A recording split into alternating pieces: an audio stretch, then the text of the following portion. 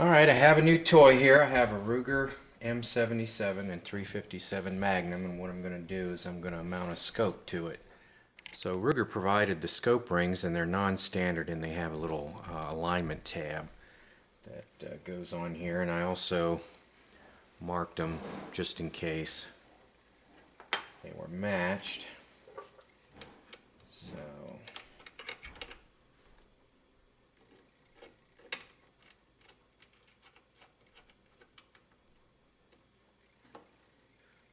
just place this alignment tab. The rear one has two positions. So I'm going to start with the back one.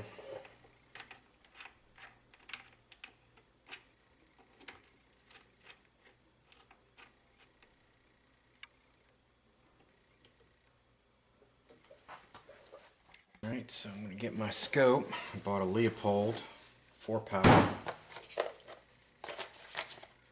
I really like fixed scopes. So we'll just take this guy out. Let's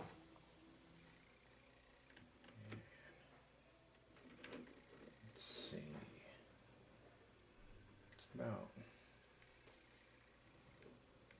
maxed out there. I might move that up.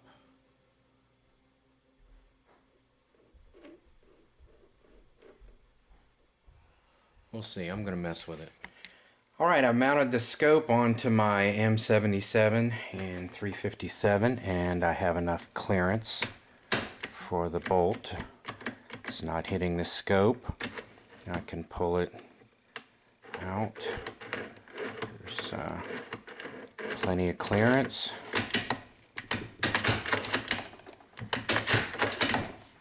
So I should be able to work the action in the field. So that's good. Alright, here's my clearance from another angle. There's plenty of room. You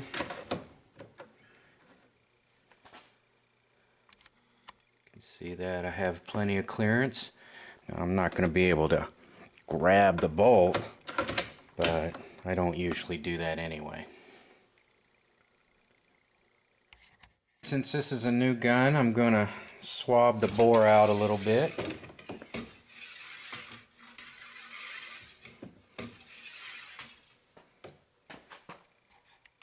The brown is the solvent, but you can see there is some dirt or remnant in there of probably the test fire.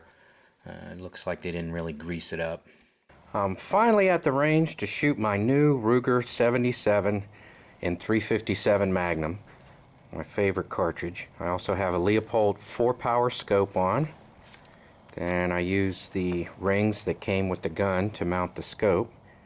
So hopefully I'm sighted in somewhat close so that my first rounds don't go to waste. Well, today I'm going to be test firing my Ruger Model 77 and 357. Has a nice bolt. It floats, kind of a modern Mauser improvement. It clears the scope. And I have a Leopold, just a 4-power scope, because I consider this a 100-yard gun. Basically anything close to 100 yards or less is going to be hit with this gun. So let's give it a shot, see what it does on paper. So my two targets are one at 25 yards and one at 50 yards. The mound behind the second target to the right, that mound is 100 yards, and the targets you see way back in the background, they're 300 yards. So, but I'm going to be starting off close. New gun, need to see where it is, just need to see where the scope is and get used to the firearm, and then I can start having some fun. I'm going to be shooting some hand-loaded rounds. I have Hornady's XTP 125 grain hollow points. I've got these suckers pumped up. I've already tested them. I know this load. It's a regular primer, and I'm using IMR 4227, and I've got these things pumped up pretty much to the max. They're traveling at 1580 to 1600 feet per second, so I've got these suckers really flying, and I expect even more performance out of my rifle. So let's load this sucker up. Holds 5 rounds.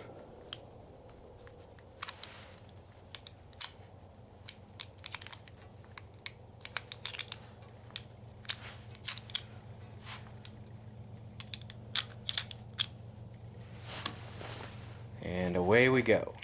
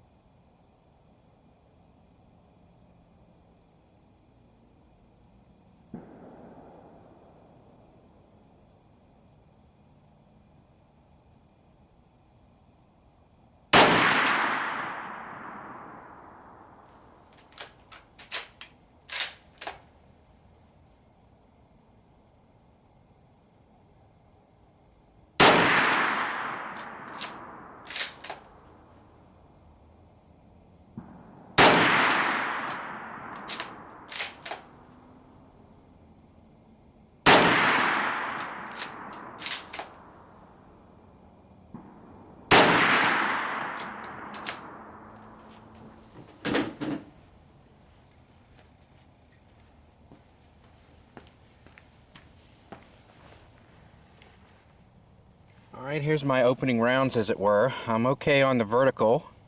I believe it's 1, 2, 3, 4, 5. Not 100% sure. Also, I'm low, so I'm going to click it on up. I want to be hitting high at close range because if I put it right on target at the 100-yard mark, I'm expecting the bullet to drop in. So I want it high when it's close, not low when it's close. Well, you can see my second group is much tighter and higher. So I've moved up from this to this, and that was 8 full clicks, which is actually 32 clicks, but it's 8 full minutes. So I'm going to go ahead and try the 50-yard. Well, I have a Leatherman for scale, but you can see where the brass is ejecting. It's just pretty much falling just right out by the gun.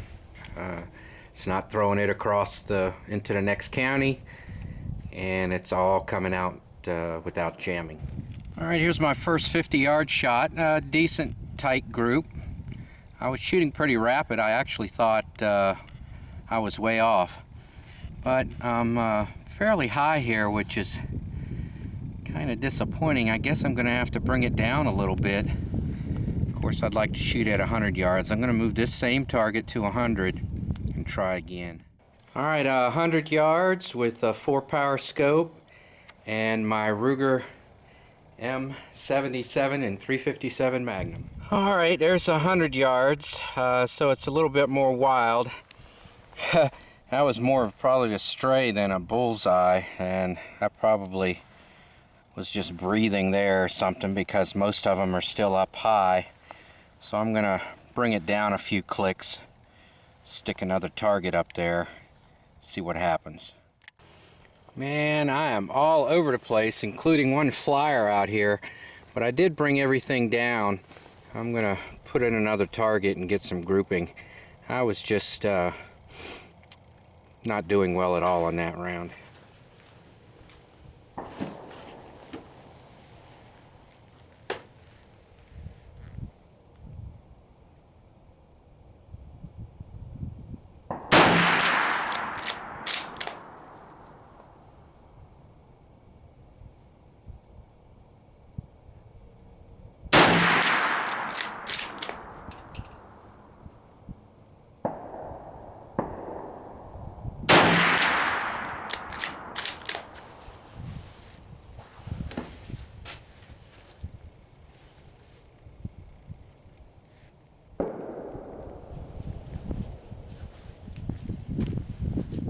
Alright, I'm still all over the place. I've got 10 rounds left. I'm gonna put another target up and concentrate a little bit.